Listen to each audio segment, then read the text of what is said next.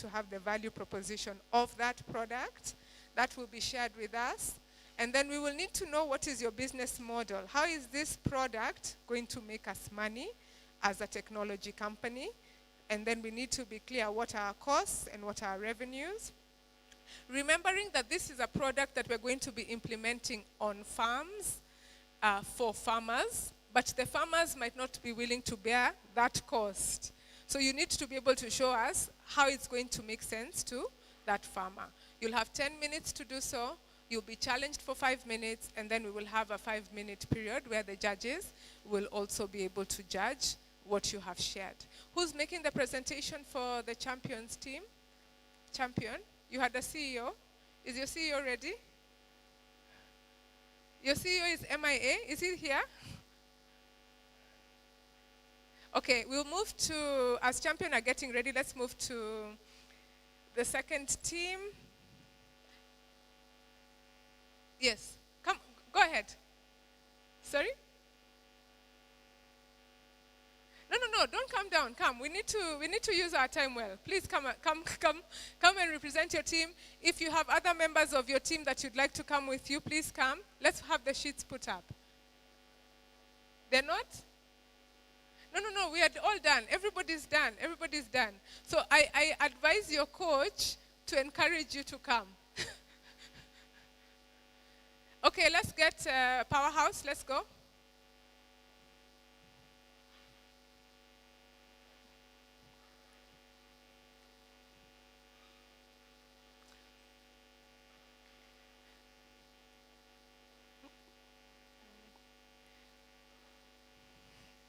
Powerhouse? I think we'll give them extra points for being ready. Huh? Maybe we take points from those who are not ready. Okay, Powerhouse, let's see your presentations. Who's handling the presentation?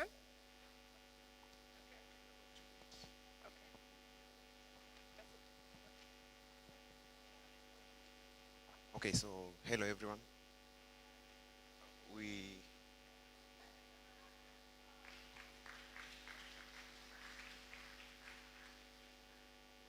are the Powerhouse Technologies, and we are going to present our machine. Okay, thank you. So from the group we are looking at, we are trying to design a machine that helps farmers in pruning tea. We are mechanizing the entire process to make it safe, to make it cheap, and to make it fast, time saving. So we developed a machine called Integrated Powerhouse Pruning Machine. And we have a criteria of presentation, and I'm going to invite the designing team to begin the presentation. Thank you.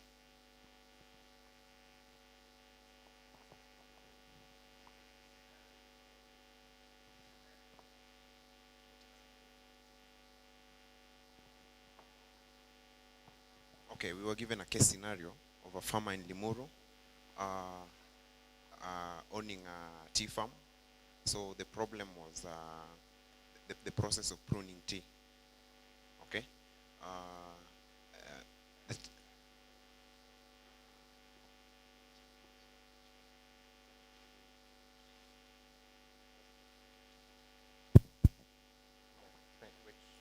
scenario it was distinguished if it's factory-owned, farmer-owned, smallholder co-op, just so that all the judges know which scenario. I can read the entire scenario. Yes, please. Okay. A farmer in Limuru owning 80 acres of land. The terrain is 100% flat, and the grade of pruning required is grade 1, 2, 3, 4, and 5. Current pruning cycle is 4 years, and then biomass output 70 to 120 kilograms per worker. Farm owner profile has become a tea farm owner in recent years, and therefore growing their expertise. And then the second profile, fairly new to the tea business. The third is building their network of individuals in tea sector and business. And the last profile, open to change to new ways of running the tea farms and business. Characteristics, good landscape, negligible slope, quality grade biomass, and flat terrain. Challenges are four. The first one being density. Density makes navigation a challenge. Distance from the T blocks to central holding ground is quite far. The third one, narrow pathway creates a safety hazard to the workers. And then the last one, pruning left on the ground makes hard to aggregate biomass. Thank you. So this is the factory model, factory-owned large exploitation model. Exactly. So the designing team, we worked with a group of engineers, and they are going to explain the model of our tool. Thank you. Good afternoon. So I am part of the design team, and based on the scenario we're given, we focused on the two things that came out presently, which was that the terrain is 100% flat, so it's good terrain, and that this person is open to new methods of pruning the tea and doing the collection.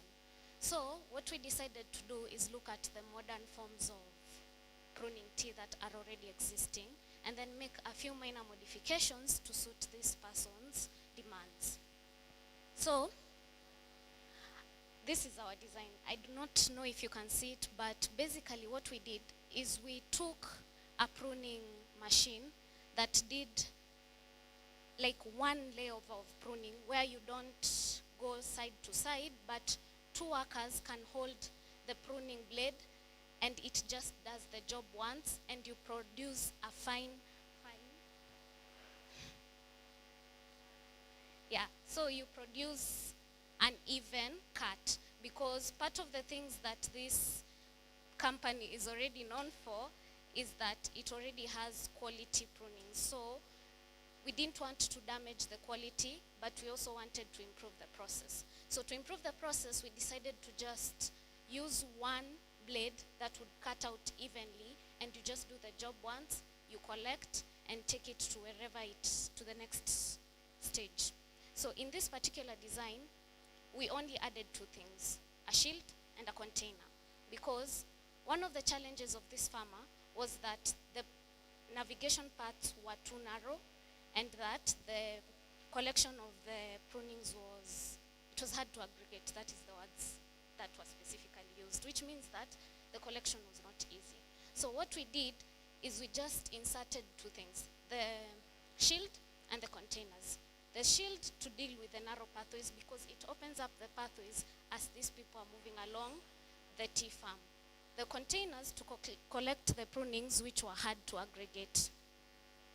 So once the pruning and collection is done, these containers have specific collection points, because in each tea farm, there is the raw parts that go this way, and then there's the other ones that go through the column.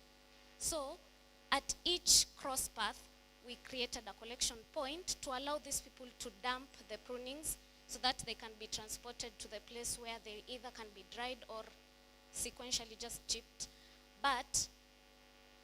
And then allow the farmers to or the pruners to continue collecting the prunings. So that was the first thing. We inserted the shields, inserted the containers. Then after that, we made collection points where it can just be collected and taken either to a solar dryer or a chipping machine, depending on the moisture content of the prunings and depending also on the time that these prunings are collected. For the chipping machine, because we also had another problem, which is not a problem per se, but it is something we had to maintain, which was the quality of the chippings.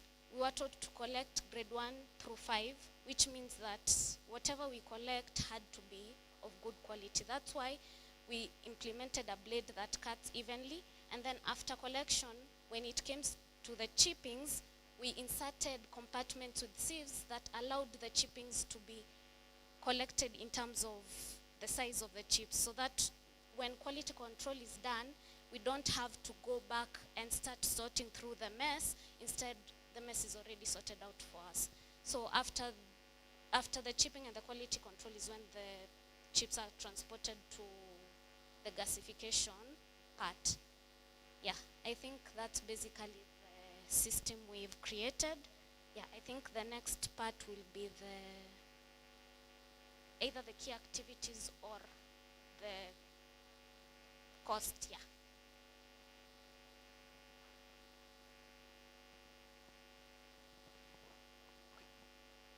Good evening. I'm going to handle the part on costing and revenue. So on the costing, we first worked on the existing price of the existing machines that we have in the market.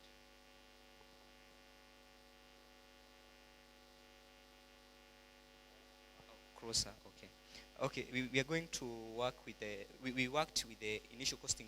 We were guided by the already existing costs of the machines in the market, which we found to be approximately 150,000.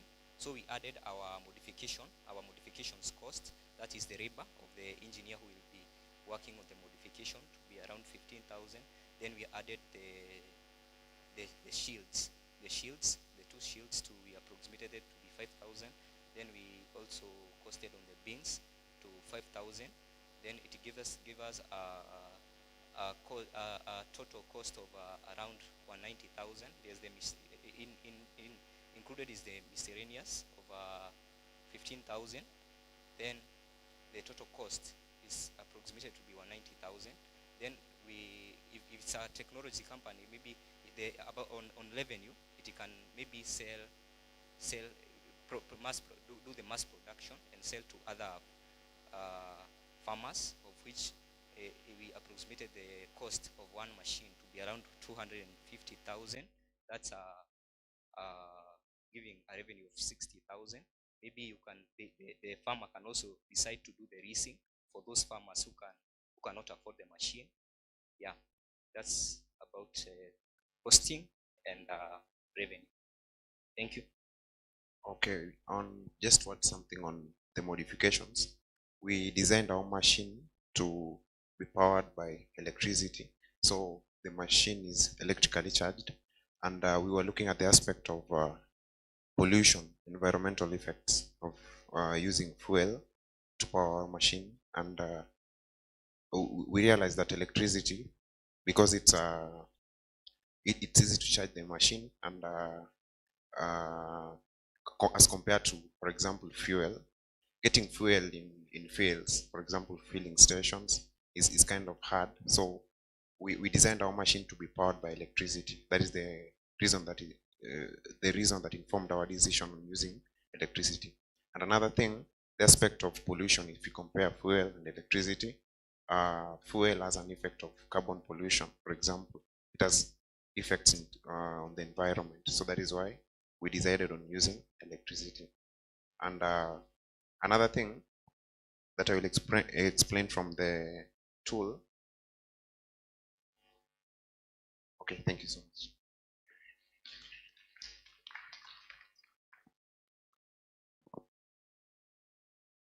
Okay, thank you, Powerhouse Technology. My first question was how you considered the grading and the separation of the tea pruning based on size after the chipping and shredding, right? That's how you system. Are there any other ways that you can reduce, because if you do it, you process the whole bulk of the whole tea pruning, and as you were explained, that it exists of a profile with thinner branches on top and thicker ones, and the thinner ones are basically not suitable for energy.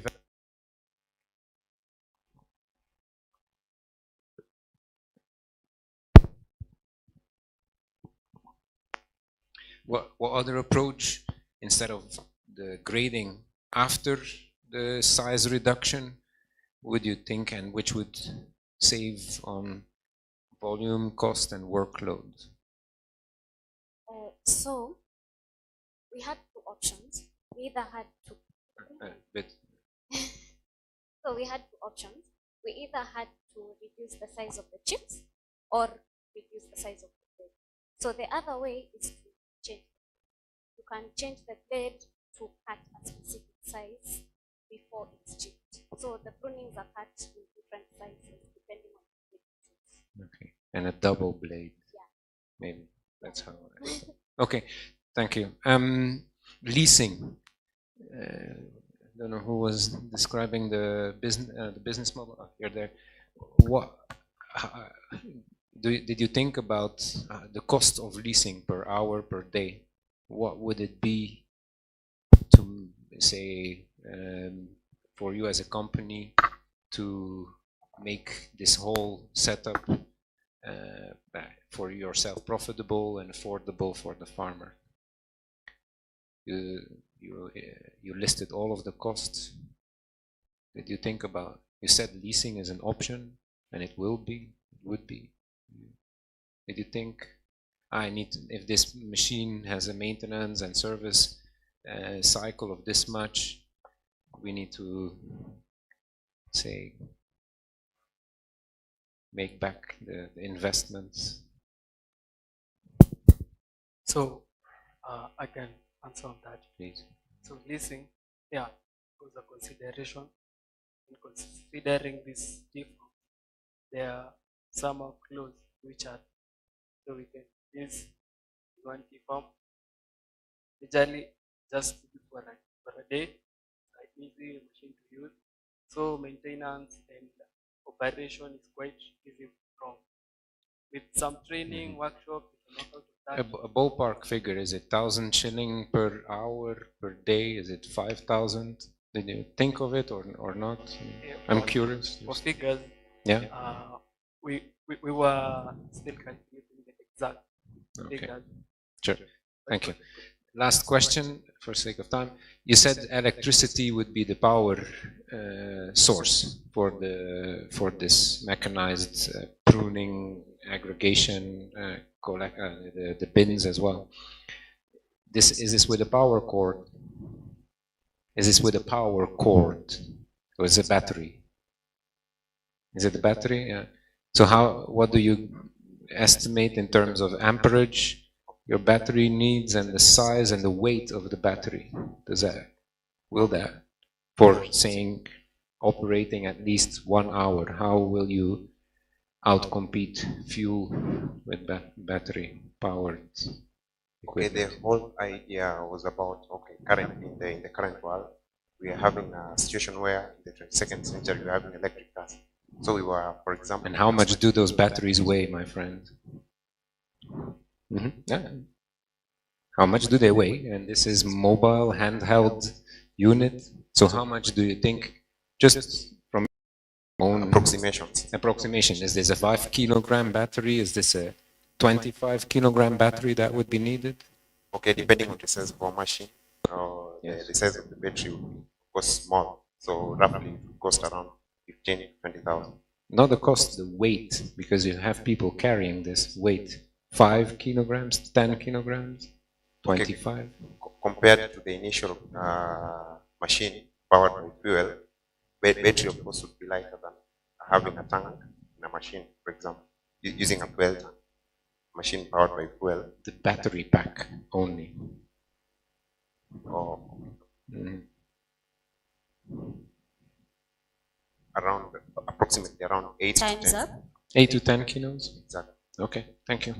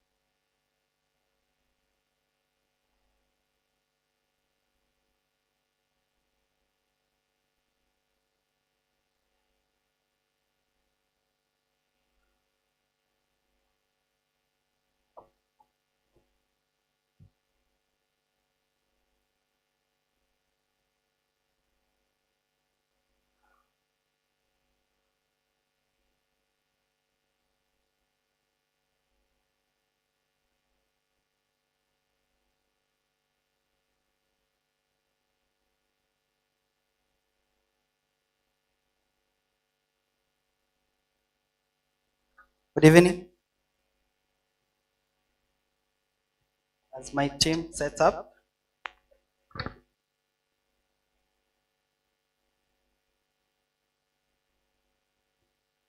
so as my team sets up, I'll just give you a brief of the case we are given.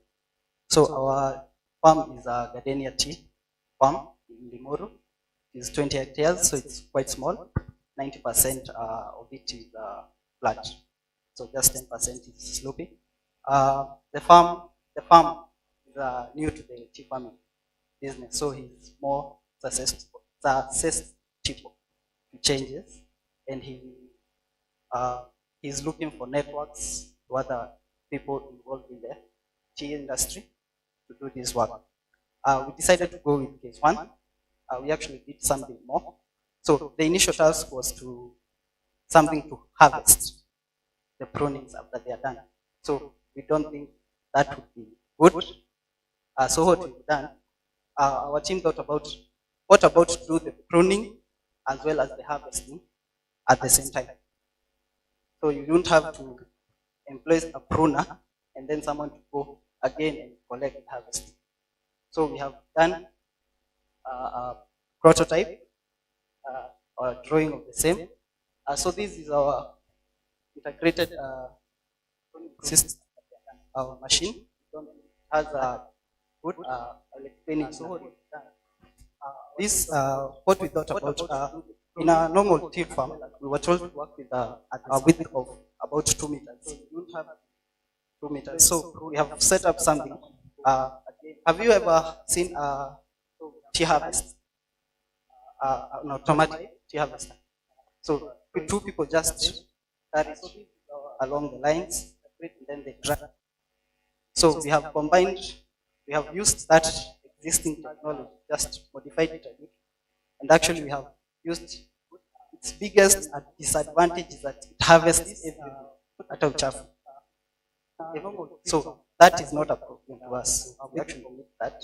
That is what we need. So this, the working principles of this is it is basically pushed by two people. We have put, we were thinking about, so that place, Limuru is normally rainy. So we were thinking of putting large tubeless tires so that you can navigate easily. There's dense tea in that area. So if it is pushed rather than dragged along because of the narrow path, we thought that would help. Basically uses a battery. We were thinking of two rechargeable ones. So one can have a runtime of 3. If you use nickel battery, you can have a runtime of 3 to 5 hours, which is enough time for another one to fully charge.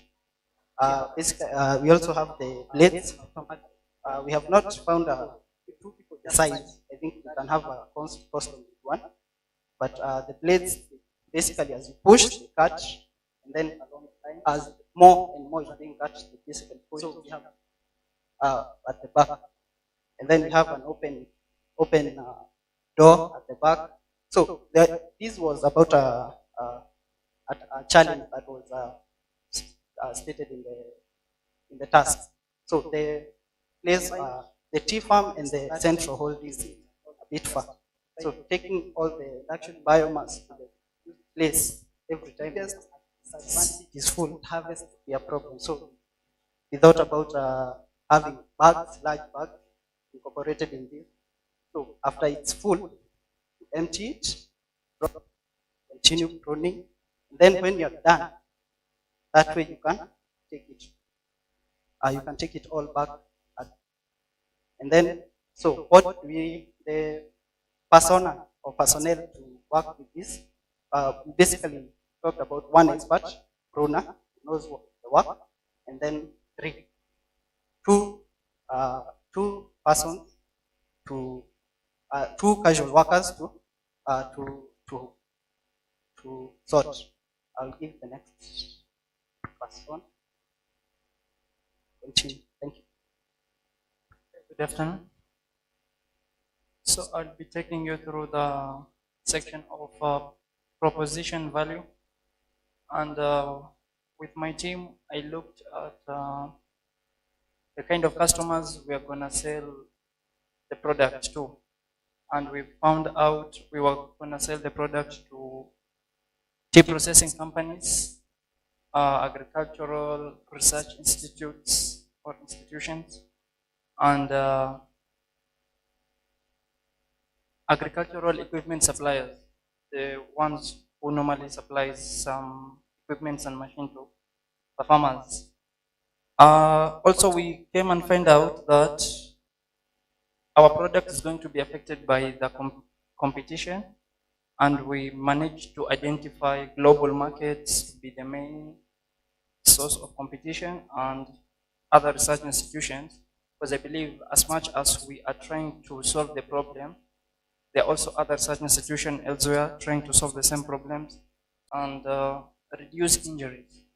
So by the use of the machine, we are going to, the farmers and other workers are going to experience very little or minimal risks, which will prompt them to get injuries.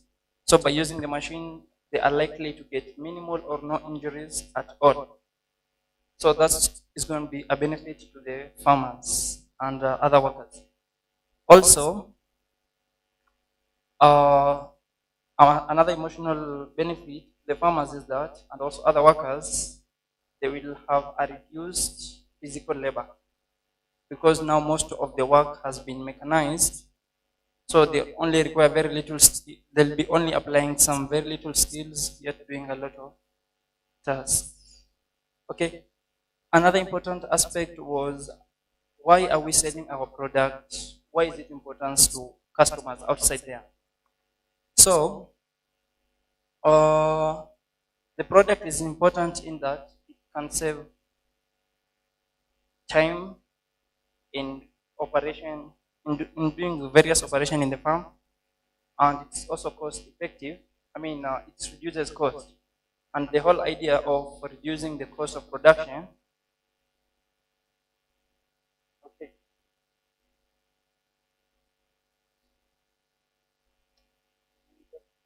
Someone,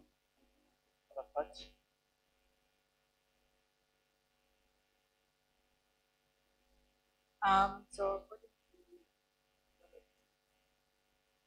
the Closer, please. Closer. 70K per machine. For renting the showroom for the that we made would be 40K per month. Maintenance would be 50K per month. Casuals would be 500 per day payment.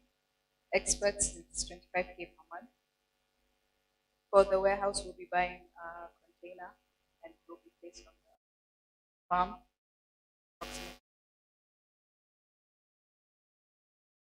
The revenue streams, we'll be selling the machines for 150K, leasing the machine for 50K per day, and the damage fee would be 10K. Additionally, we'd also have license payments, which is 15K per license. So not any.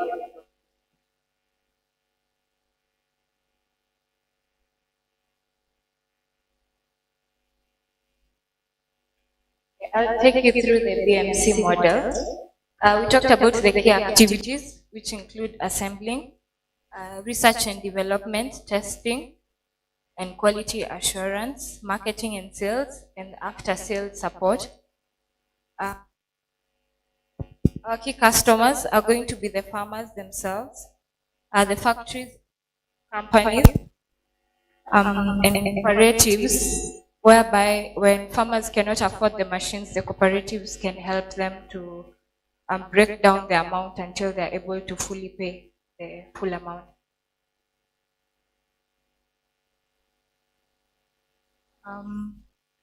Distribution with online and direct marketing to the farmers.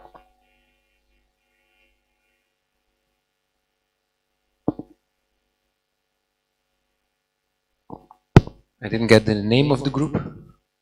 Icon. Okay. Thank you.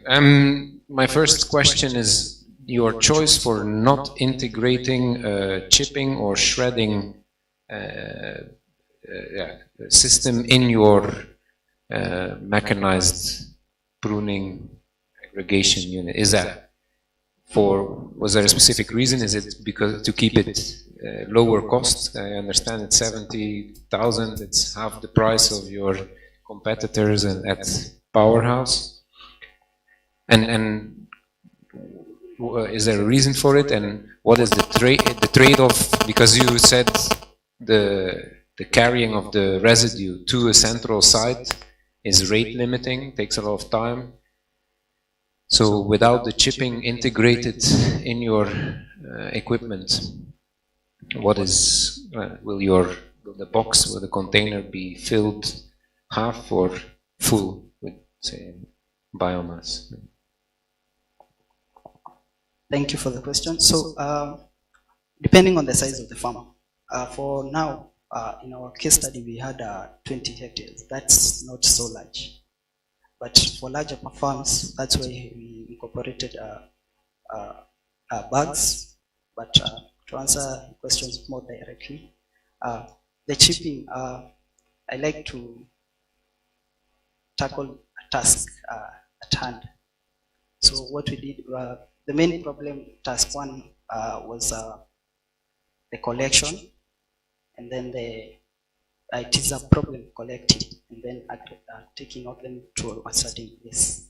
So that is what we directly went at. Try to solve that as much as possible. Of course, there is more room for improvement. We can integrate that chipping system. Yeah. You clarified the argument on which you base it.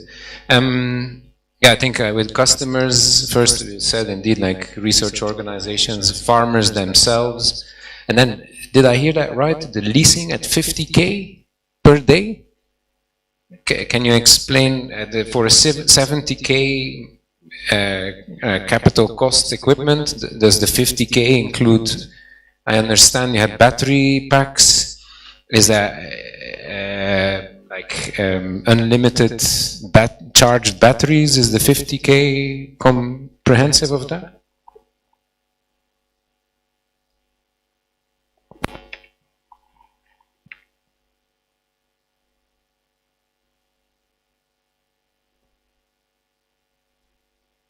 Okay, so basically, the motor costs 20,000, gears cost 8,000, the body costs 7,000, tubeless wheels cost 10,000, and a solar panel costs 2,000.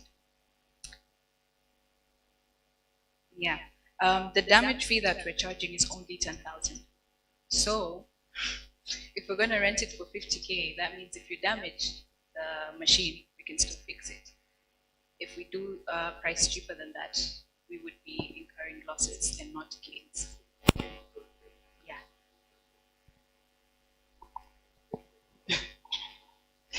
Okay, we can work on the numbers. Yeah, I understand it. Sure. We're not. So the emotional benefit, like the reduced drudgery, you said, of picking. Okay, this is a whole new job. The communities where you work are crying for more jobs, but how do you see introducing a mechanized technology, and what are the points of this beyond the collection, what you collect it for energy? How would you design a message or a campaign to the workers why to accept the mechanization instead of doing it manually? So. Let me just try, then give it to him. So what we thought about to operate such a machine, obviously, as much as not complicated, it's not complicated to use, but you still need training. That means if you get training, more salary. And then we have not, we've seen to about five pruners professionals. We have increased, we have, instead of having 5 professionals. Sorry.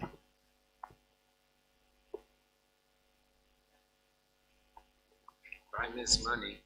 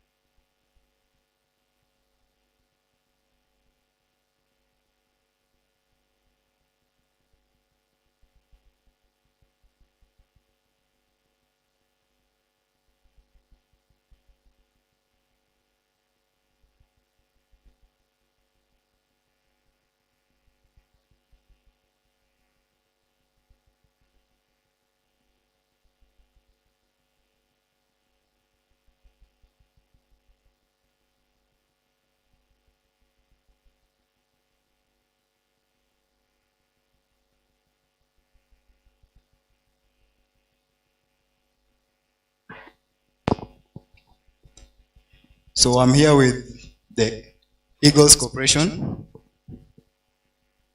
So we're talking about, so we were situated at the cooperative tea farm.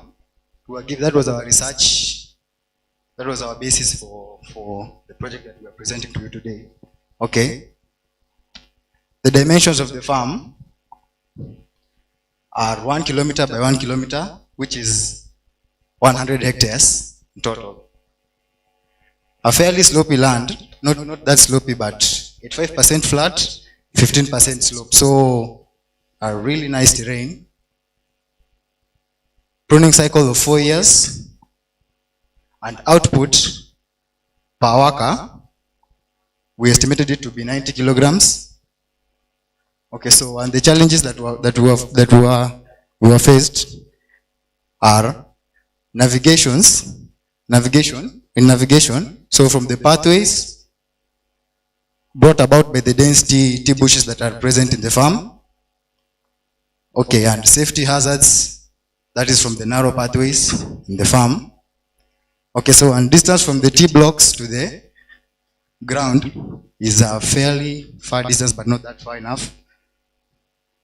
Yeah, that's just the introduction. Okay, so I'll hand it over to my colleagues to continue. Hello everyone. Okay, I'm Aaron Muturi from Group D.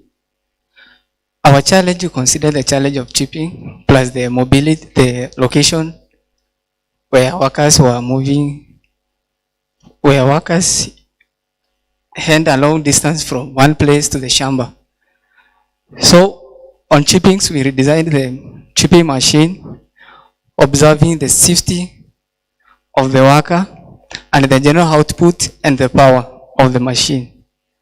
About the safety, we introduced a locking board, let me call it a locking board, which could be operated with a spring such that it could be automated using a nut, such that before the operator introduces the chips inside, he has that allowance to pull it up and introduce it. Then once it starts being engaged over and down there by the chipping motors, he can easily lock it such that those particles, the which are coming out, can't find him, the chips. Then we also did about automation of the machine such that operation of the machine could be easier. We installed a switch which could be easily be operated on. The switch could work hand in hand with what we improvised over here for the working of the machine. The machine is to be charged, having some charging batteries below. to the lowest point. One, observing the COG of the central gravity of the machine such that it could not topple while working because the batteries are heavy. Two, we also did solar installation, which would be used to charge the machine while working. We also observed about the output of the machine, how it's coming out, where we found that when the machine is working, the chippings which are coming from the machine go directly to the crowd. Now, that makes working to be twice, such that it goes down, then it has to be collected. So we provided a mechanism such that when it's working, that chippings are falling on a movable collecting container that could be used to transport them either to the place where they are needed, either by pushing or pulling by carts. Thank you. The other thing about our model is that it's cost effective. Yes, we're using solar, which might be expensive to install, but in the long run, it will be more cost effective as compared to other methods. The other thing about our model is that we're not only looking at it in terms of the chipping parts, we can also provide this farmer with more safe methods, even in terms of the pruning and all those things, because in our model, the question had, the bushes were dense and it was difficult to walk and do all those things. So we came up with PPEs that are heavy, okay, sorry, not heavy, but thick enough to avoid being pierced by the thorns and the sharp branches, but are also light, so that the farm workers don't have to get, like, it's not a heavy load on them when they wear it. So this is by use of canvas material. Then our slogan, our key statement is cost meets green, because we're using green energy during the whole process, because we're using solar, and we are also making it at a cost-effective price.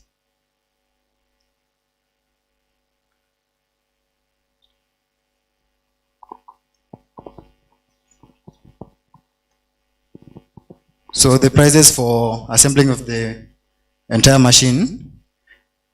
So for the installation of the solar panels, we had two 100-watt solar panels, 20,000 Kenya shillings, sorry. A motor, which was also 20,000 Kenya shillings, and two 24 volts storage batteries for 20,000. Total price of installation was 150,000. That is plus the labor costs and all the other utilities that are needed for the working of the machine and of the workers in the farm. Yeah, that's about it.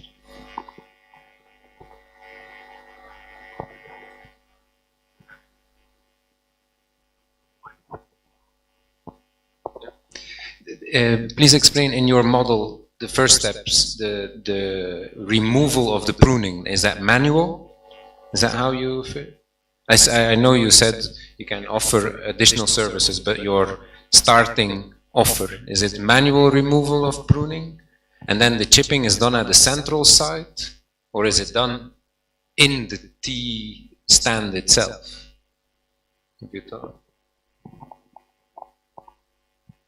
So the part about pruning, we can use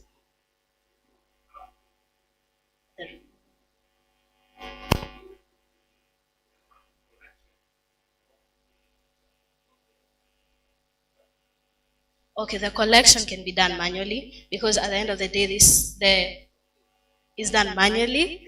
Okay, it's done manually.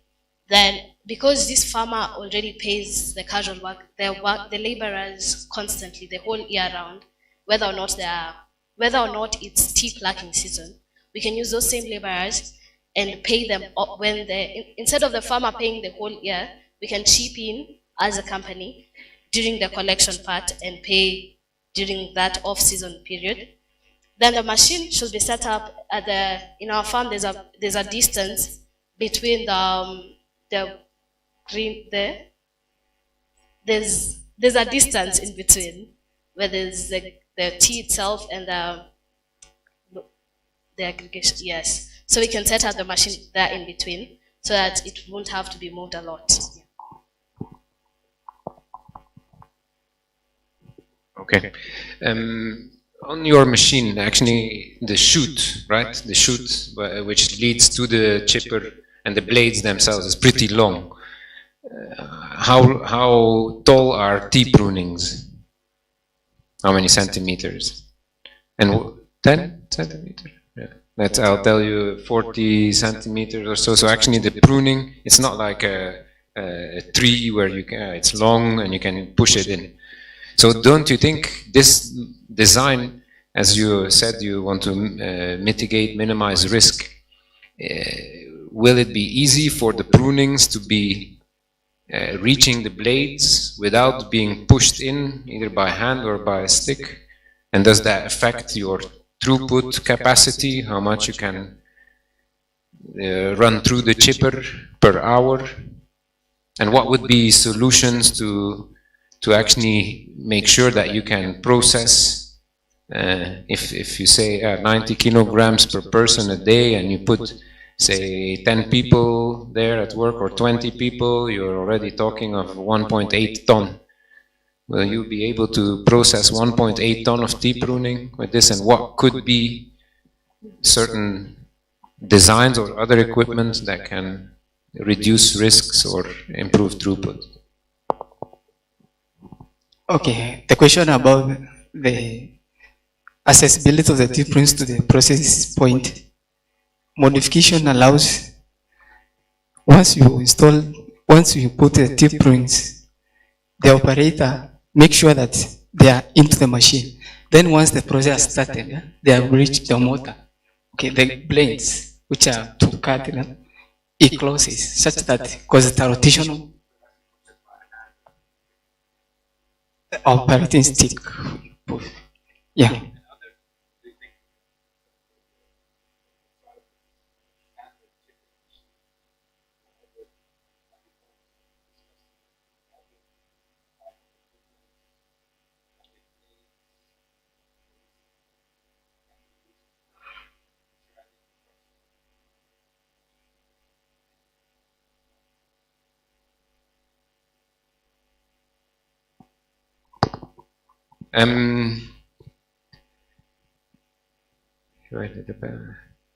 Yeah, you in the business offering or your value proposition, you mentioned that it's cost effective purely for the reason it's solar powered.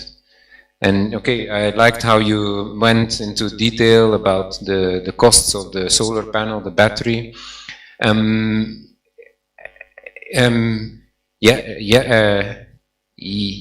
Yes or no, but what other aspect of renewable energy can you bring in that is not only cost effective, but also saves on pollution? And I'm not only talking about solar power, and what energy can you get from the gasification of these prunings? What kind of power do you get from biomass gasification? The main issue about the machine is, one, it can be charged. That's the main issue. Solar panels are there because they are more cost effective and environment friendly. Because it's a charging system, it does not limit that it must be used alongside the machine. So you can use the side gases or the biogases system to charge the same biomass gasification of the biomass, which have been converted into energy to charge the same machine and be used still. Time's up. Thank you. Thank you. Well done.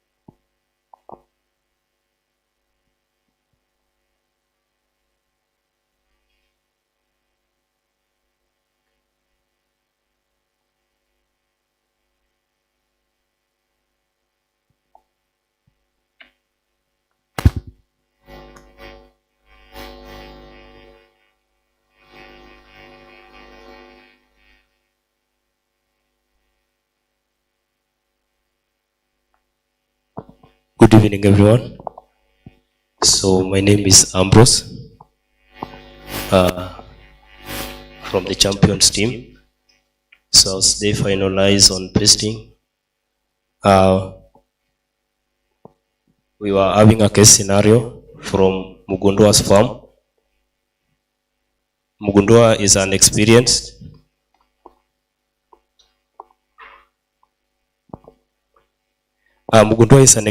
tea farmer, but very resistant to the changes that are currently happening in regards to the tea farming. So we had to come up with a model that basically would enable Mugundua to fall into the trap of the changes. And for that reason, we had to come up with a system whereby we could help him on matters to do with pruning of the tea, so that we create a win-win situation from the beginning. The farm is basically 70 hectares. It is ever we have. Thank you. Good afternoon. I'm Rukia from the Champions team. Champions. Okay, I'll major on the description of our machine. So, our machine will, okay, we had to separate the collecting and the pruning because of the bulkness. That's one challenge that we had to face. So our machine will be powered by solar batteries that will power the electric motor to spin the blade. And for the efficiency of the machine, this machine will, since it is powered by the solar batteries, this machine will be eco-friendly and also to reduce the electricity bills. And for the electric motor, our machine will have to give us a maximum power output of 1.7 to 1.8 kilowatts. For the collecting part and transportation part, I'll have to hand the microphone over to my colleague. Okay, good afternoon. Okay, I'll take you through the collecting. This is the transportation equipment within the farm. We had to consider the slope. Our farm was 30% slopey.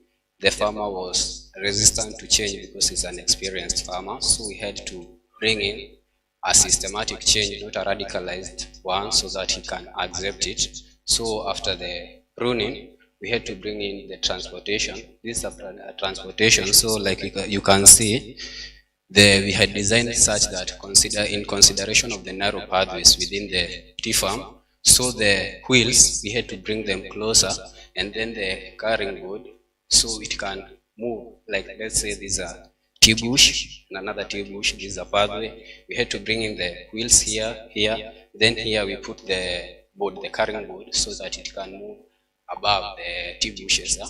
So our transportation equipment will be powered also by solar batteries. That's, I think now it will move across the farm. It will regulate the transportation, the distance between the farm and the central collecting center. The sorting machine, we had come up with something that works like a conveyor belt, but it's not a conveyor belt. It's like a conveyor belt, but these are rollers that will have a rough surface. We run the now the grading. We want to sort into the 5 grades, the first, the second, third grades. So now we run the stems. Now the stems we run here. Now here we'll leave like a space according to maybe the grade 1, maybe you want a diameter of about 1 centimeter. Okay, you want a diameter of 1 centimeter, so you'll move with the grade 1, now they drop here, and then you move to grade 2, they drop here, but the rollers, they will be rough so that they can avoid the stacking and maybe the piling up of the stems where they are moving, yeah. So the grade 1, the grade 2, like that, and then because it's something that will be used in the farm, it does not need to be so bulky, so it will be having a space where we can clear after every sorting. Thank you. Thank you for that. I'm Duncan. I'm going to take you through the business model canvas. So to begin with, we are dealing with sustainable strategies that will lead us to a greener and a cleaner society. So on our value proposition, we are going to propose to farmers sustainable energy sources because we are going to have energy that is derived from waste. So that is going to lead us to an aspect of waste management because those twigs are going to be used to generate the hydrogen which we need for the generation of energy. We also have the marketing aspect. Now we have this hydrogen. How are we going to make sure that it reaches to our customers? So we have one-to-one market, that is, we can sell to our farmers. We can also involve other strategies such as advertisement and demonstration, where we can encourage others to adopt the same.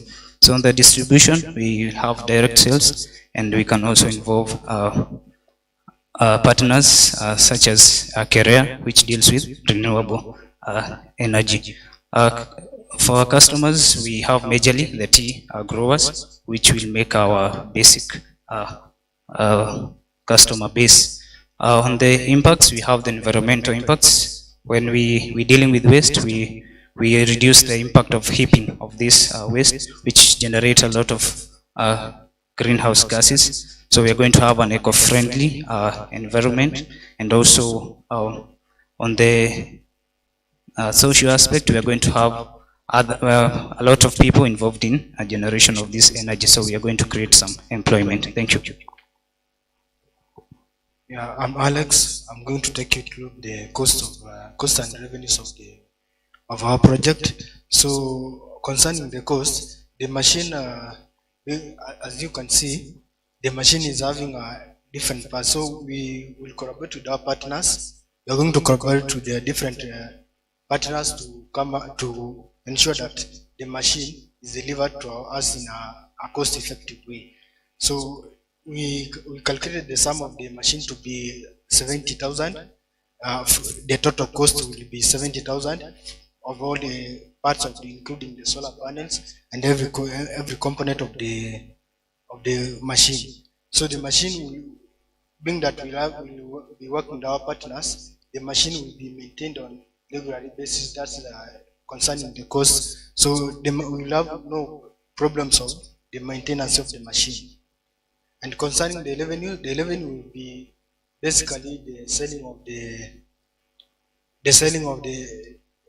the products will be making the energy will be producing. So that's how we are going to sell to generate our revenue. That will be the base of revenue generation. Concerning the customers part, the customer will our customers will be mainly will be working with the companies such as Kentraco. Once we have the energy at hand, we have produced the energy at hand, we will be including the Kentraco company to distribute the energy. We can also give the energy back to the farmers who will be using it, so as they would like our services. And also we have utility companies. The utility companies include Kentraco. Kentraco is a company that works on also transmission. It will be our partner also. We have the industrial facilities such as the manufacturing machines, the manufacturing sectors and industrial parts. We could give them our energy to use. Thank you. Okay, thank you very much. Maybe just to finalize, you see the farmers also want the leaves also to remain in the farm for quite some times for the manure purpose. That's why we had to disintegrate this system so that it is not in a way that you cut as you collect and as you move with. We are to reduce the period through which they are going to stay in the farm. Thank you very much. Thank you, Champions team. Explain in your cycle of the pruning all the way to sorting, where is the size reduction, the chipping or shredding, where does that take place? Okay, so after the pruning, for manure purpose with the farmer, because the farmer also wants the manure from the leaves, they will have to take a shorter time in the farm, probably 1 month, so that when we be coming for the collection, we do the shaking and leave the leaves behind, maybe the leaves that might have not fall, and thereafter, as it moves to the first holding in the farm, that's where the chipping will be done before transporting them to the holding. So it is chipping before sorting or integrated with your sorting conveyor belt? Yes. So before the sorting you have a shredder. After sorting? After sorting. Okay, interesting. What was your target collection rate per farmer per day? You did not mention. So, okay, our collection I think they're saying per day, per person per day. Okay, our collection per person per day was 70 to 120 kilogram. 70 to 120. Okay, yes. Thank you. So you dealt with Wazee, been in the farming business for long, and now you introduce not only mechanization but also pruning removal to his operation. They have been used to keeping the pruning there entirely for mbolea, right? For nurturing the thing. In your perspective, how do you sell this concept, the removal of the pruning for energy? Duncan said it, right? Cleaner, greener energy. But why does he need to do it with your solution and not just do it with the Makono, with your hands like it used to be? Why is the mechanization necessary to achieve greener, cleaner, and affordable energy? Okay, for our solution, we enticed the farmers by providing them loans that will have lower interest rates. And also, to add on that, we will be providing maintenance for reduced prices for a certain period of time, let's say like half a year. Yes. Okay. Perhaps on the same question, please. Quick. Yeah, so for the farmer to accept this, we have to explain to the farmer that the stocks is going to be used to produce energy instead of just leaving them to be wasted. Maybe the leaves can be remain, but the other twigs can be used to produce energy. In that way, the farmer will have to understand, okay, they are useful in another way, and that one will be very much interested. Okay, thank you. In the conveyor belt, or in your system, you said 70,000 full cost of your entire equipment output. That includes the conveyor belt with the chip? Because your colleagues gave for 70K only a machine to basically do the pruning and collect, and they did not include sorting. So you stick with your 70,000 for the whole equipment outfit? Okay, the 70,000 is totally for the entire system and the solar panels, exclusive of the conveyor belt.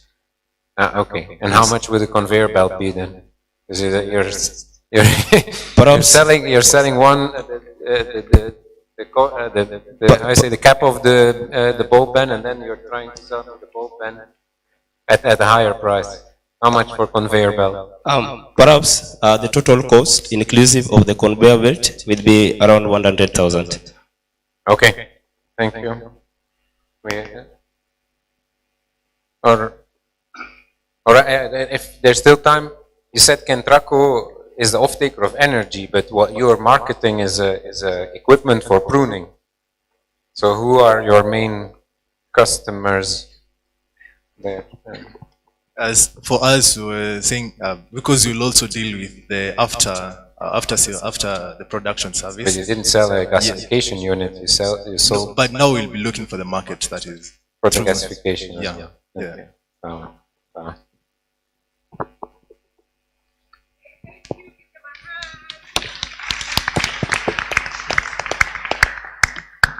So we're going to begin to tally the results. Thank you so much, all the 4 teams. I think all of you have shown some great strengths in certain areas. And I'm sure as you are listening to your colleagues, you are also inspired that they were thinking of some things that you didn't think of. And so as we're collecting the feedback to tally, I'd like to invite Gerald Owino, CEO of the Grass Company. He said you are the stars of the show and you've proved it. And so I'll let him continue as we tally the results. Good evening. It's evening, right? Can I have a representative from, actually first and foremost, give each other a round of applause. That was a good presentation. Those are good presentations by the different teams. As you're presenting, I was actually smiling. But I wanted to ask, maybe let's start with the champions. Okay, one representative, come up. Oh, champions? Come. I just want to know in terms of maybe just as we are waiting, what was the experience like? What are some of the challenges? What would you do different next time? Okay, so perhaps one of the challenges that you realized we are all good people.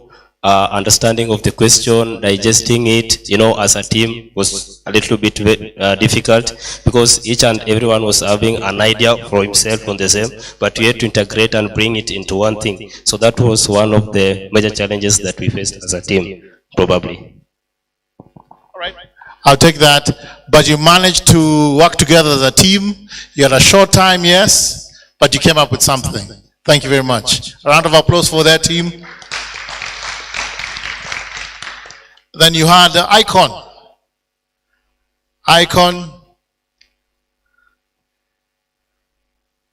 Again, I smiled when I was listening to you speak.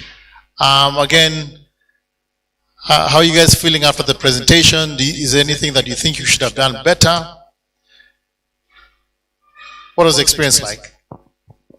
Personally, I had fun. First of all, that's all that matters. And then I learned a lot. Personally, I don't know about any other guy, but I usually attend hackathons to learn.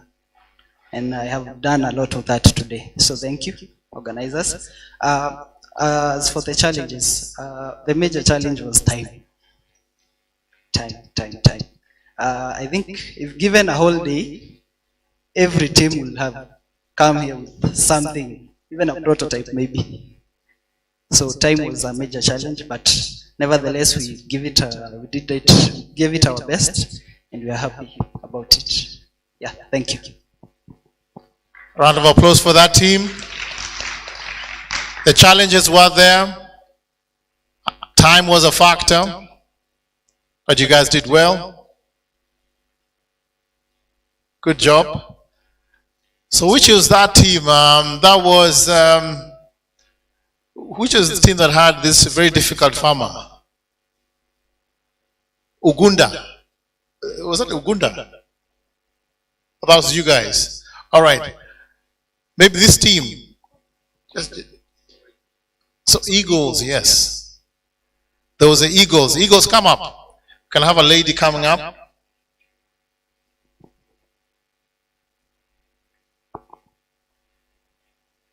So this was Eagles. All right. So what was the experience like? What would you want to do different next time? The experience was fun for us because we learned to integrate our different ideas and our different concepts because we are all different, and at first it was difficult to just sit down and actually understand what we are actually meant to do. But eventually we got the gist of it and were able to just bring our thoughts together and our Yeah, and everything together to form something. Even though we didn't have enough time, we still at least came up with something. Yeah. Is there anything that you do different next time? Definitely think of things before. Like think of, if you're going for something, definitely think of what can they ask me to do, or what can this thing really entail. Yeah. I mean, feedback is good because we can improve on how we do the next hackathon. We can give you a briefing earlier. We can give you a briefing earlier so you can figure out stuff out, at least understand the model. Good job. And then we had Powerhouse, right? Which is Powerhouse? Powerhouse already spoke, yeah? Powerhouse, please. One representative.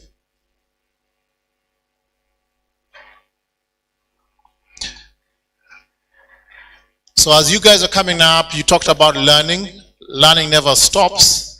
I believe that even us, each one of us being here, including us as judges, us, anybody who's providing any particular support here, there's something we've learned today. So that is a good point you brought up, sir. Madam, how are you? How is the team feeling? Are you guys confident you're going to take something home? Yes or no? Yes. That's pressure conversation. So what has been the experience for you and your team? What was the biggest challenge you had? Did you enjoy this process? I believe everyone enjoyed the process because I come from a different school from this one. So it was interesting to see the perspective of people from different causes in a different school.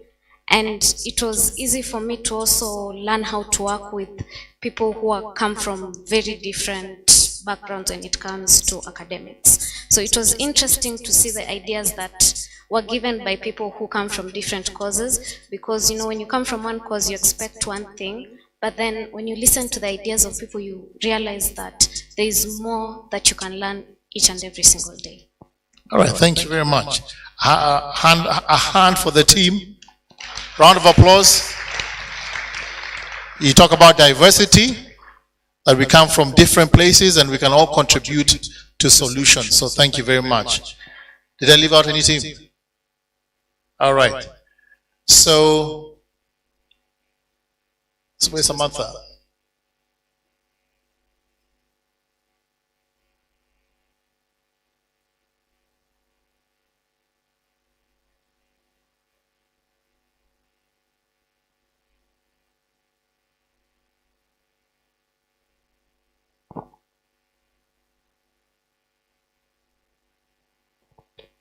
All right. As I believe we have some of the faculty or part of your people who are familiar to you, who would have something to say to you concerning the presentations you've just had. I believe there's who's going to speak first? Mr. Nganga, would you want to be able to address it?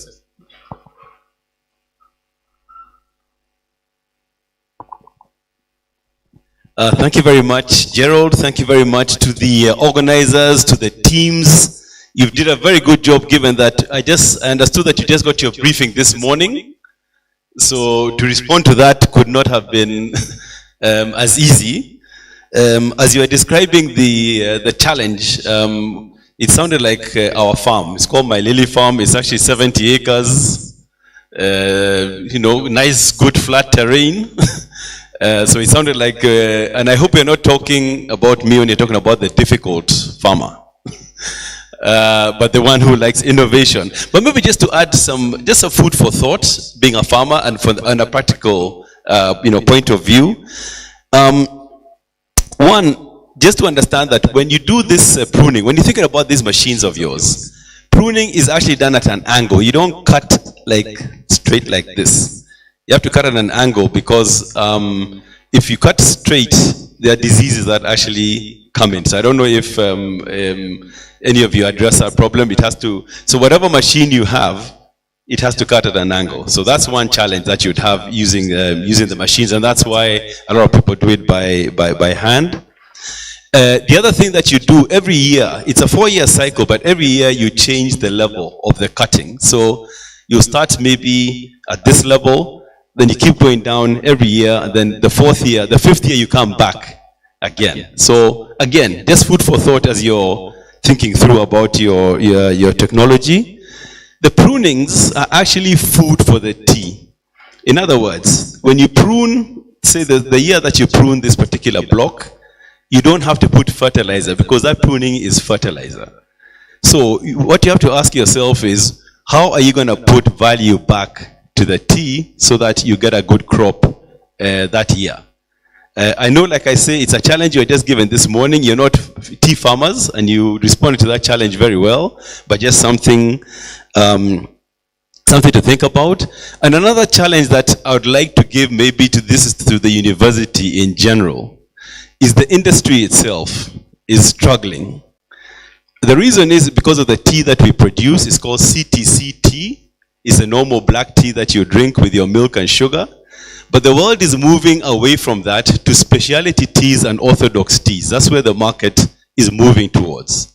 So the challenge I'd like to give perhaps to the university, Dr. Xavier, is to start thinking about how can we produce equipment for cottage industry production of rolled tea or orthodox tea or specialty teas. This is how the Chinese market has grown and the Indian market has grown. If we can produce low-cost equipment to do the rolling, the drying, and the sorting and the grading of these teas at cottage level, so that even a farmer who has a 20-acre farm can actually produce their own specialty tea that they label and they market. This is where the market is moving towards. That's why Sri Lanka farmers get $3 to $4 a kilo. And we get, in Kenya, we are paid 24 shillings, which is like 15 cents a kilo. So we need to bridge that gap. And the new Tea Act that was introduced by the minister, by the previous government, promoted by Cabinet Secretary Munya, is that they want 80% of our teas to be value added by 8 years after the act. And the act was actually enacted in 2019. So we have 8 years to catch up with Sri Lanka, which does 80% value addition. So thinking about the cottage industries and how cottage industries can produce, or the cottage farm at cottage industry level can produce their own specialty teas. This is where the world is moving, and a challenge that perhaps we Limuru farmers would like to give to JKUAT to come up with those models and to come up with that equipment. So thank you very, very much for your time. Thank you. All right. So we've heard from students. We've heard your experience. We are hearing from a farmer who can give you a real picture on the ground. We said earlier, beautiful ground, we are different. Maybe from our faculty, maybe I'll ask Professor Xavier, maybe just comment or give general, just from what you hear, or if you want to pass that on to somebody else.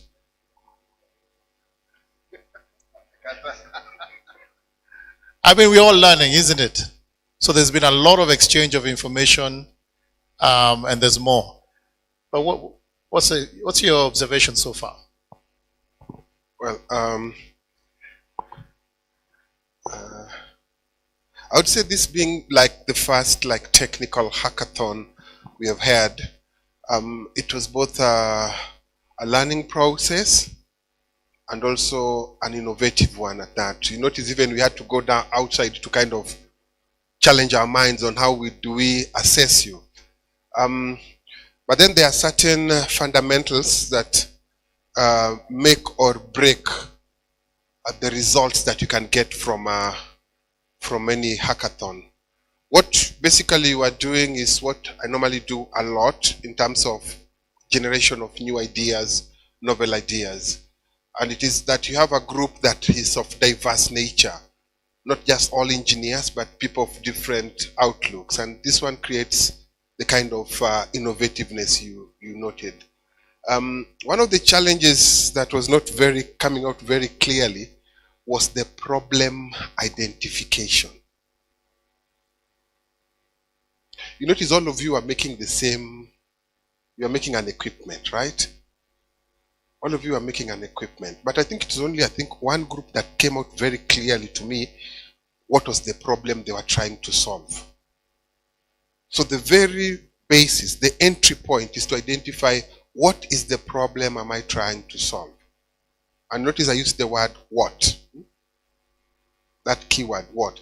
There are normally 5 concepts that you have to take in mind in order for you to come with a winning innovation.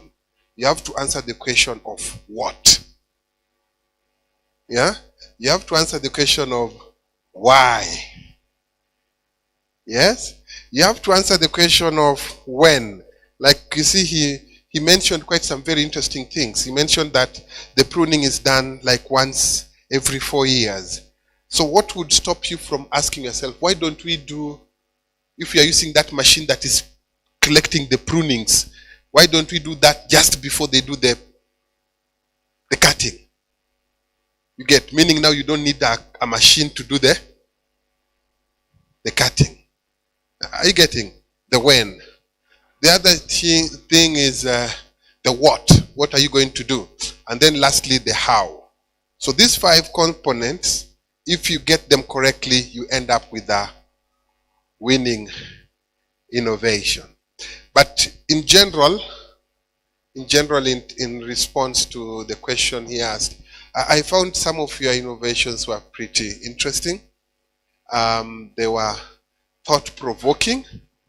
I wouldn't say inspiring, yeah, but they were very interesting because they demonstrated a certain understanding. And I think given time, because normally a hackathon will last for almost 24 hours, meaning you'd be sleeping, drinking, going to the toilet, coming back, and just thinking about that innovation.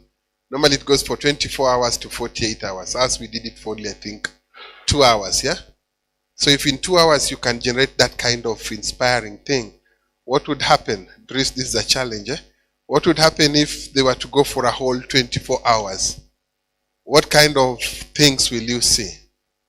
I think that's about it, yeah.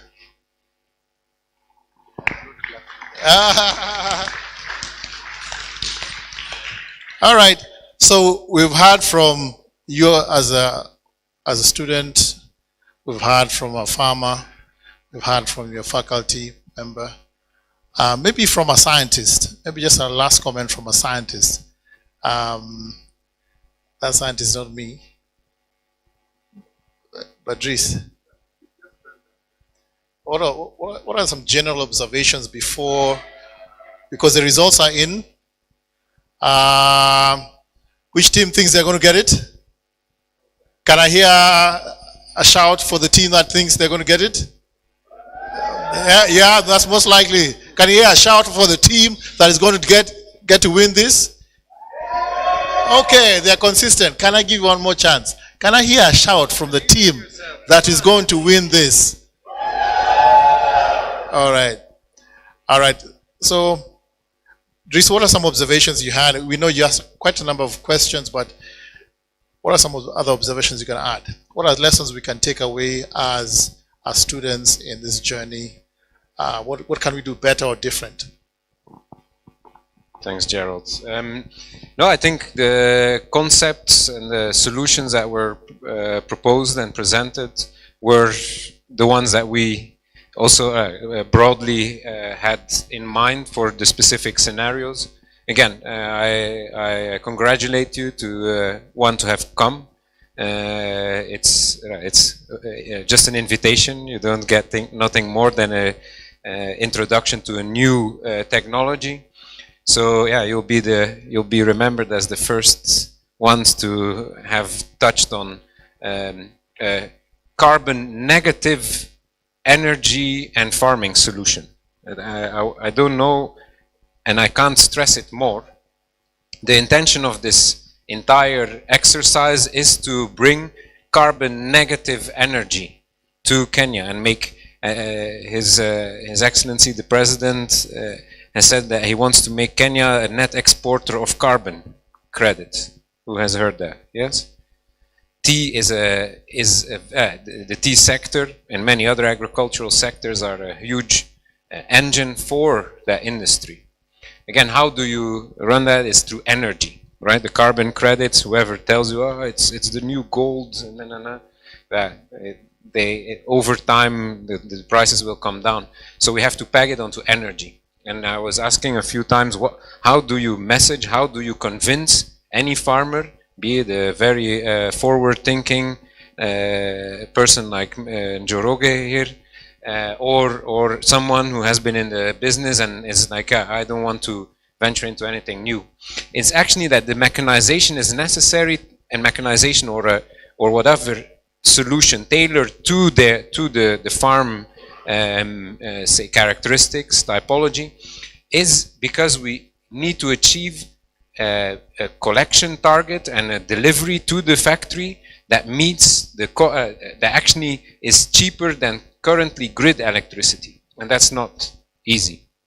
Emily here, who has been with you since morning, she is doing the hard work now of trying to understand together with farmers, and that's why we have come to you specifically today, is to learn from you what are the possibilities in making this whole cycle of from pruning to collection, size reduction, sorting and so on, seamless, but by hitting a target. And we are now looking at somewhere between 500 kilograms at minimum per person per day, to actually come to a level where it's still affordable for the factory and attractive to them. So a lot to do. We are definitely not ready yet. This is a project funded by a UK agency, and we hope that we can, then with the hackathon and many other engagements, thanks to JQuat, Dedan Kemati, we demonstrate that Kenya has trained and enthusiastic and willing professionals and students to make this this new utility come to life. Thank you. And then I can retire. Thank you very much, Dries. I think each time I see Dries, I remember that there are numerous scientists with just amazing innovation out there. I actually also think about universities like yourself, where there's innovation that you have, and this whole process means that we really need to take that innovation finally to the farmer. That's really what this process should be about. Much said, I'd like to invite Professor Kamau, Director IEET. Please, he has the results, and he can make some remarks as well. Welcome.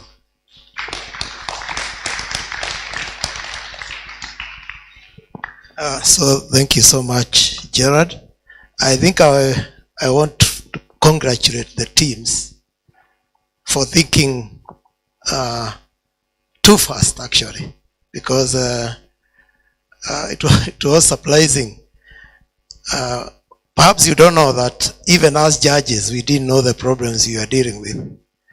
So when we had to judge and you are telling us the problem, and then we have to see how you have navigated the same, I think that was quite good.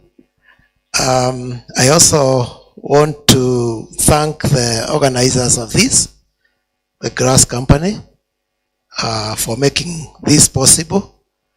I think I speak for especially our students that it was very interesting and quite stimulating to carry out this exercise. I also would like to pass my apologies on behalf of DVC. He was actually supposed to come and close this for us still, but fortunately or unfortunately, he was still the acting VC. So our VC was away, so our DVC was now the VC. So of course he got tied up with very many issues. I want to say that all of you were winners. I'm sure the judges had a difficult time deciding who won. I can see the spread is less than 12 points. The spread between the team that won and the one that we are all winners, but there there had to be some form of classification. So I'll start, of course, with the number 4, with 65.5 out of 108 points. Please, do they say give it up? Give it up for Icon team.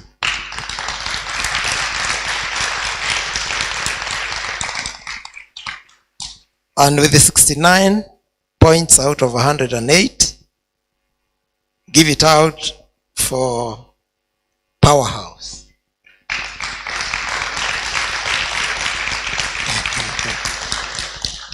Yes, coming in second with the 73 points out of 108, give it up for Eagles team. So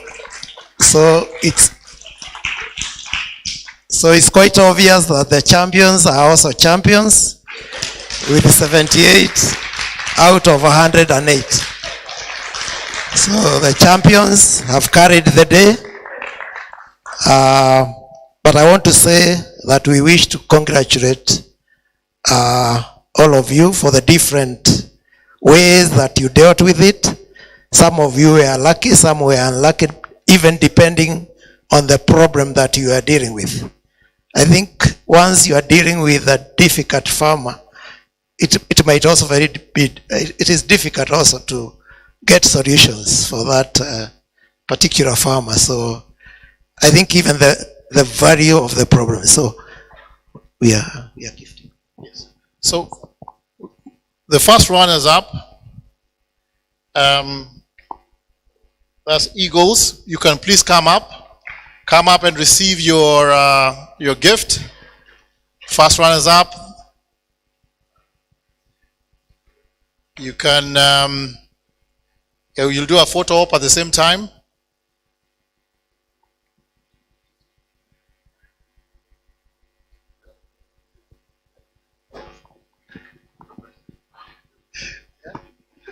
All right, we will in a minute. Dries, please join us here.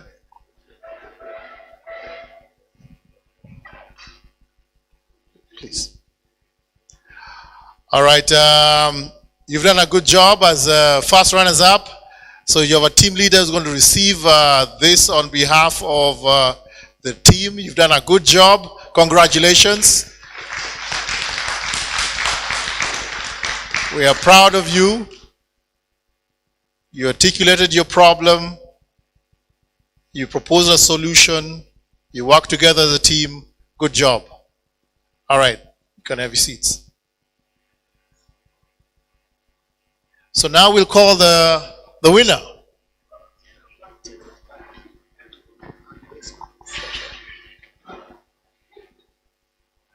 The champions, please come up. The champions, good job.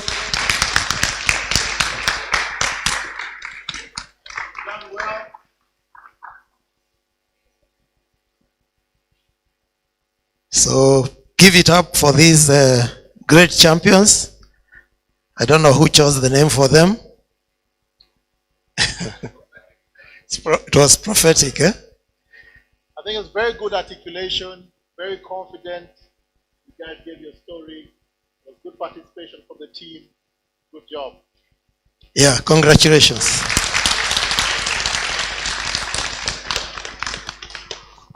All right, thank you. Thank you, Professor.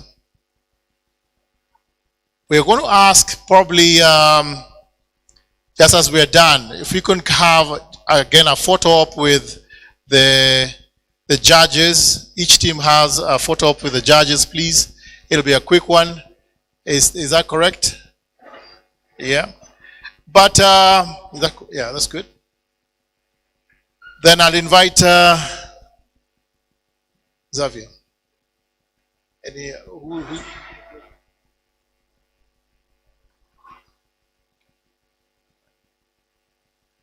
So let me invite Professor Kamau to close for us this session, and then we'll do the photo ops. as guided. Sorry, you know, we are not politicians. I thought I had already closed it. Huh? Yeah. So we get a vote of thanks from Purity.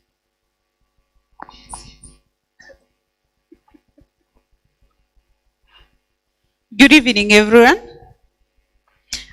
So maybe before we close and give a vote of thanks, why don't you give a clap for yourself? I believe we have all played great and we've done great work. We've played a good and a great role to make the event, the hackathon, successful. It has been fun. And so, yes, we are all winners. We are all winners, as we've been told by Gerard. We are all winners. So, yes, the next one that is coming, we will be the people who will be here, not the champions. Isn't it? There's always a tomorrow. So at this particular point, we want to thank each one of us for the participation, for the time, for the sacrifice that you have given to be here, to be seated here for the whole day since morning. So thank you so much. Thank you, our participants, for one, taking the initiative to apply. It was within a very short time. I think it was less than 3 days, and you applied. You are shortlisted, and you are here. So thank you for honoring that call. Were it not for you, if you did not take that opportunity to fill in and scan that code, we will not be here, because it would have not been a hackathon without you. Our judges will have nothing to do. So thank you, thank you, thank you so much. Feel appreciated by IEET and Grass Company. Thank you, our judges, for being here with us. Thank you for sacrificing your time, for sitting in and even listening and challenging the participants on the work they have presented. And I believe that the participants have also picked one or two things that they will carry, and you never know, it could be a project for them, maybe in their 4th year, and also maybe in their postgraduate level. So thank you for the time that you have given. Thank you, Grass Company, everybody from Grass Company, for honoring IEET and giving us that opportunity to be the people to host this hackathon, the Renewable Energy Hackathon in JKUAT. JKUAT has so many departments, has so many faculties, has so many schools, but you chose IEET. So we feel honored to have been your partner of choice. Thank you, our media personnel, for the great work that you have done. I believe that we have been online for the better part of the day, and this is a story that we have written, a story that we are going to continue reading and seeing for some time. So thank you for your input, and thank you for the mark that you have put. At this particular point, I also want to thank I know there's some participants who are not from Grass Company, not from IEET, but they came under the two in whichever way. So thank you so much, Madam. By the way, I hear she's an environmental lawyer. Yeah. And thank you so much. We had the coaches, the coaches. I think they were part of the teams, and they have done such a good work. I'm sure they really challenged. They really challenged the groups. Most of the thoughts, I believe, they were driven by the things that the coaches did. So they have done a great work, and thank you so much for your input. So anybody whom I've left out, please feel appreciated, and we are grateful for your participation. Thank you. Over to you, Director.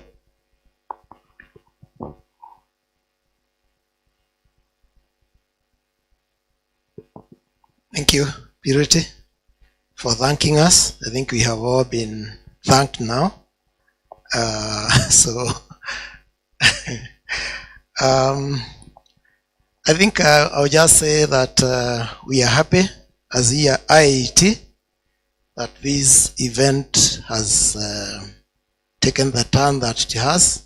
It has ended quite successfully because of all these players that have been thanked by Purity. So on behalf of Professor Kenywa, I would like also to say thank you very much on behalf of JKU Art. For those from the Grass Company, you are welcome again. For those from elsewhere, welcome to IIT. If you have any issues to do with that we can attempt to look for solutions, like the farmer who has challenged us to look at solutions. Actually, our job is looking for solutions, but we have only one major undoing, short of facts. We always say this without shame and fear, because for quite some time, universities have been starved of funds. We know that the new captain has said that he's going to change the funding model. We are yet to see. So we are crossing our fingers. If we get research funds, no problem can be insurmountable as far as we are concerned. So I wish to, if you have to go far, you go in peace. I want to close this and say, may God bless you. But we are going to have a closing prayer by Dr. Njogu. Otherwise, kwaherini, Mungu awabariki. Some of us are not very good in speeches.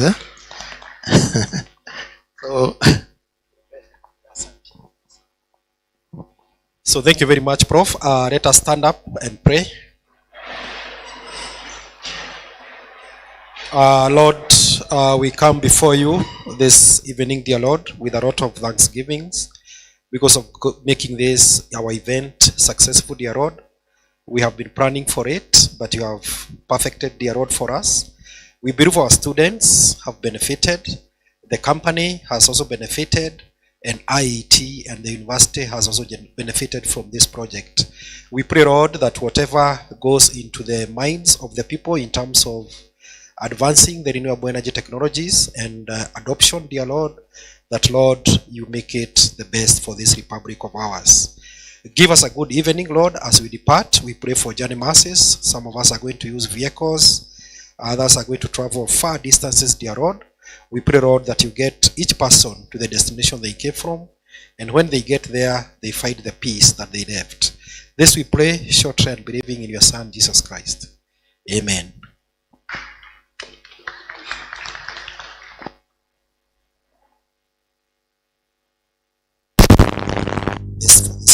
Please do not leave. Give us do not leave. evening, Lord.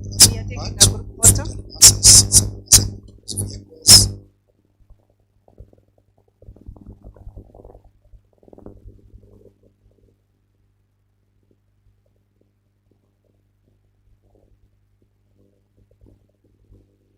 Please, let's come for group photo. Everyone.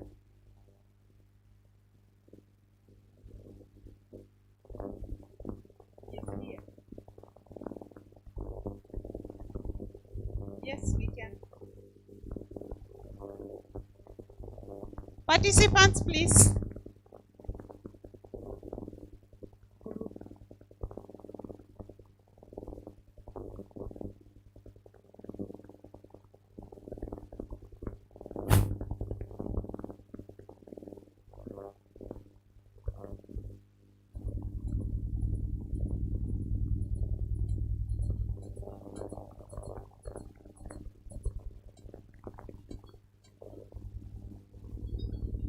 Judges,